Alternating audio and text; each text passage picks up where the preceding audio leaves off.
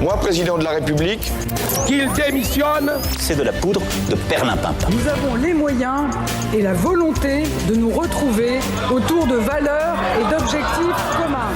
Hémicycle. Bonjour David Rodalon. Bonjour Steve. Et merci de nous rejoindre comme tous les mercredis dans le Grand Journal pour votre chronique politique Hémicycle. Je rappelle que vous êtes le rédacteur en chef politique du Journal du Dimanche. Ouais. La chef du gouvernement, Elisabeth Borne, a donc présenté hier la réforme des retraites et les derniers arbitrages. Recul de l'âge légal de départ de 62 ans à 64 ans à l'horizon 2030 et non à 65 ans comme un temps évoqué. Allongement de la durée de cotisation et puis aussi fin des régimes spéciaux. Alors David, la question à 1 000 €, est-ce que ça peut passer ? Eh bien, je vais vous livrer un scoop, Steve, c'est effectivement l'espoir du gouvernement. Et si cette réforme des retraites passait sans encombre ? Alors, il y a peu, beaucoup prédisaient et promettaient l'abomination de la désolation à Emmanuel Macron et Elisabeth Borne s'ils s'obstinaient à mettre en œuvre cette entreprise très majoritairement impopulaire. Force est pourtant d'en convenir. Celle-ci s'enclenche de façon bien plus positive que ne le redoutaient les principaux intéressés, en l'occurrence ses promoteurs, au premier rang desquels le président et la première ministre. Alors, comment l'expliquer, David ? Quels sont ces motifs d'espoir ? Tout d'abord, il y a eu la confirmation par le chef de file de la droite, Éric Ciotti, dans le journal du dimanche dernier. Pardonnez-moi de faire la promo de mon magazine, mais c'était le cas. Confirmation donc par Éric Ciotti qu'il voterait et ferait voter par ses troupes, moyennant certaines conditions tout à fait acceptables par le gouvernement, le texte de la réforme. Je le cite, ouvrez les guillemets, « Je souhaite donc pouvoir voter une réforme juste qui sauve notre système de retraite par répartition. » Voilà qui devrait fournir à l'exécutif la majorité dont il a besoin et qui éloigne un peu plus la perspective de l'utilisation du 49.3. Je rappelle que user de cette arme aurait contribué à hystériser le débat et à nourrir le procès en brutalité, en passage en force, qu'intentent au gouvernement les opposants les plus résolus, politiques et syndicaux, à un allongement de la durée du travail. Mais David, ça ne veut pas forcément dire que le texte va passer comme une lettre à la poste à l'Assemblée nationale. Vous avez raison, Steve. Le scénario d'un passage en force n'est pas totalement exclu et un retournement de situation reste toujours possible. Et puis, surtout, effectivement, la bataille parlementaire ne s'annonce pas du tout comme un long fleuve tranquille.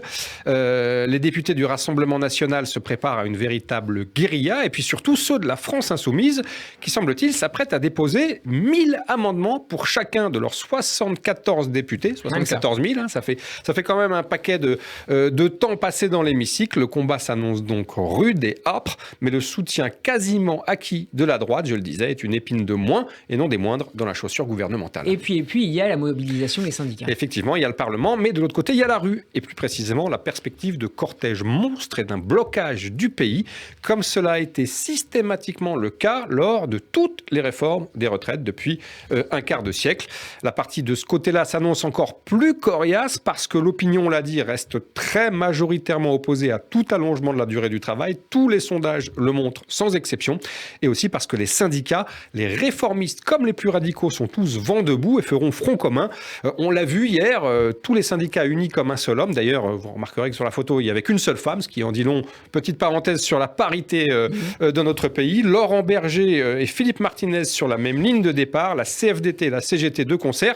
C'est une alliance que l'on n'avait pas constatée depuis 2011 et la réforme des retraites signée Éric Woerth et François Fillon. Ça promet dans les semaines à venir quelques journées de grève et de manifestations agitées. Alors justement, David, est-ce qu'on a une idée, un pronostic, je sais que vous aimez ça, sur la mobilisation. Est-ce que la France va être mise à l'arrêt le 19 janvier prochain ? Alors, je suis meilleur sur les pronostics footballistiques, vous le savez Steve, mais c'est sûr qu'évidemment les macronistes s'inquiètent de voir la France totalement à l'arrêt, comme vous le dites, comme ça avait été le cas sous Alain Juppé et Jacques Chirac avec cette réforme des retraites en 1995. Cette perspective, c'est peu dire qu'elle les angoisse, mais ils nourrissent également en même temps, comme dirait leur chef Emmanuel Macron, un espoir. Cet espoir, c'est que les Français, assommés par la crise à répétition, du Covid à l'inflation, en passant par les conséquences de la guerre en Ukraine et la perspective de pénurie énergétique, ne suivent pas le mouvement dans un contexte d'inflation salariale. C'est compliqué pour un travailleur de perdre 1, 2, 3, 4 et plus journées de travail. Et puis, donc, les macronistes espèrent que l'apathie du pays fera du mouvement social anti-réforme un mauvais moment à passer plutôt qu'un blocage insurmontable. C'est ce pari et ce vœu secret que nourrit l'exécutif, même si personne, évidemment, ne le concédera publiquement de ce côté-là de l'échiquier politique. Est-ce que ce scénario est crédible, David ? Est-ce que c'est pas simplement un vœu pieux ? C'est la vraie question. Après le ralliement des Républicains, les macroniste, au lendemain des fêtes, se serait-il pris à croire au Père Noël en misant sur une démobilisation des Français? Personne ne peut le dire. S'agissant d'une équation politique à multiples inconnus, la pièce peut tomber d'un côté comme de l'autre, mais les responsables de l'exécutif et de la majorité peuvent nourrir quelques motifs d'espoir. Bien sûr, comme toujours en politique, le pire n'est pas à exclure, mais il n'est à l'orée de la confrontation plus aussi certain. David, un dernier mot sur la décision qu'on a prise juste avant votre chronique, la décision du comité exécutif de la Fédération française de football de la mise en retrait de Noël Le Graët de son poste de président.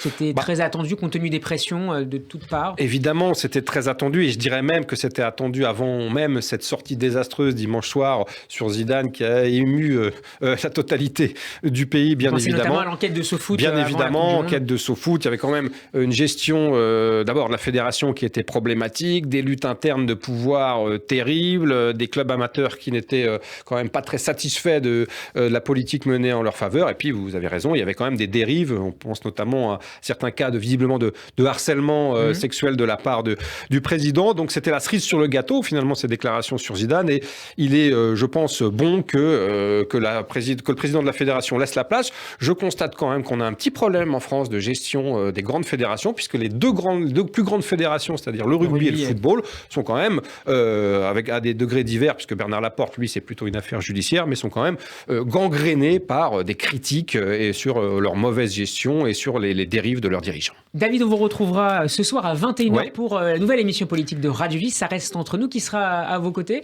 Alors aujourd'hui, nous avons Gilles Bornstein de France Télé, nous avons Valérie Nataf de TF1 LCI et Marion Mourgue du Figaro, d'excellents spécialistes de la politique qui nous décrypteront la réforme des retraites, la position de la droite justement par rapport à cette réforme et puis le bazar à gauche entre le congrès pour la direction du Parti Socialiste et bien sûr le retour d'Adrien Quatennens qui fait scandale à l'Assemblée nationale. Ça reste entre nous tous les mercredis à 21h sur Radio J avec David Revaud. Merci David et à ce soir. Merci Steve, à ce soir.